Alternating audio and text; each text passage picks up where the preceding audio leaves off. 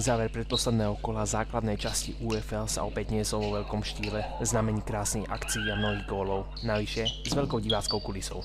Vítajte pri pravidelnom súhrne zápasov. V úvodnom dueli chceli tučňáky získať body k dobru proti dinosaurom, keď hrali proti Angry Birds. Úvodné vyjadrenia o tom tiež svedčili. Jak už bolo povedané, takže musíme dnes vyhrať. Pretože sme si to v predošlých zápasoch mohli sami rozhodnúť ten postup a nestalo sa tak, takže dneska nemáme čo stratiť a musíme ho získať. A prejavovalo sa to aj herne, keď tučňáky ako prvý skórovali. Koncom prvého polčasu viedli 3-1. V druhom polčase dlho nepadol žiaden gól, až v 20. minúte, keď Zdenko Iskra zobral na seba zodpovednosť a skóroval hneď dvakrát, čo Angry Birds nabudilo. Tučňáky potom to skorovali ešte dvakrát, avšak od 24. minúty naplno zabodovala najsilnejšia formácia ich súpera a jedna z najproduktívnejších v celej sezóne, keď Denisa Medvecká vyrovnala a Roman Kočka strelil víťazný hat-trick, ktorý sa už tučňákom nepodarilo napodobniť. Konečný výsledok 6-8. Práve Zdenko popísal fungujúcu chémiu ich formácie.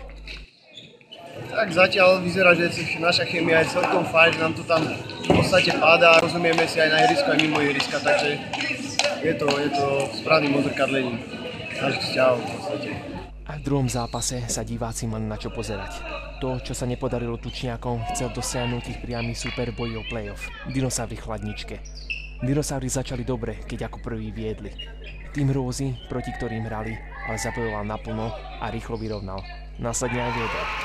V druhom počase ušli dinosaurom až na výsledok 5-2. Dinosauri ale vďaka dvom rýchlym gólom boli opäť na plnou hre. Tým Rózy ale strelili dve poisky od Matúša Marečeka a Petra Halaša, obaja strelili v daný zápas hat-trick. Dinosaurom sa teda nepodarilo siahnuť na body a prehrali 7-4. Uznávajú ale, že proti týmu Rózy sa nehrá jednoducho.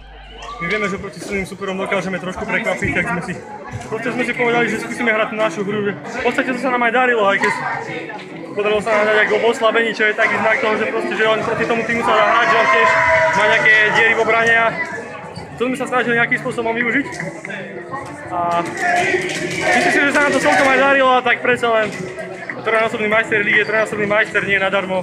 Proste to ich majstrovstvo sa ukázalo, že dokážu tie zápasy ovládnuť v tých najdôležitejších chvíľach. V poslednom zápase rytieri na koňoch rozstrieľali, dlhozdorujúci slepačí tým nastrelili 57. Góly im ale začali poriadne padať až v druhom polčase, kde strelili rovných 8. Konečný výsledok 12-2. Výsledky zápasov si môžete ešte raz pozrieť v tomto rozpise.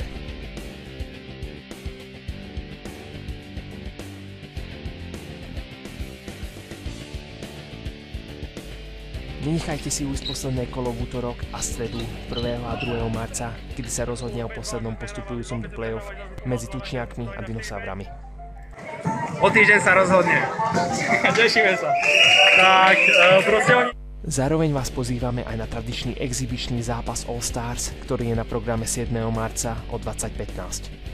Sledujte nás aj na Facebooku, kde sa okrem výsledkov môžete dozvedieť aj množstvo zaujímavostí.